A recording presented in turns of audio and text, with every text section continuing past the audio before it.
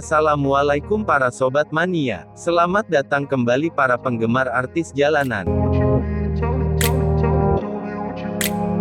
Palala E05 akan segera mengaspal di lintas Sumatera dalam waktu dekat ini. Menurut salah satu kru Palala yang ada di Terminal Bare Solok, Palala E05 akan melakukan kir pada hari Kamis ini di Padang Panjang.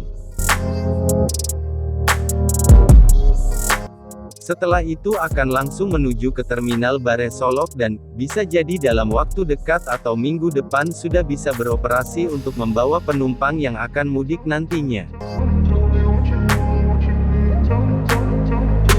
Memiliki fasilitas yang sama dengan pendahulunya E05, tentunya akan sangat memberikan kelancaran bagi perusahaan bis ini.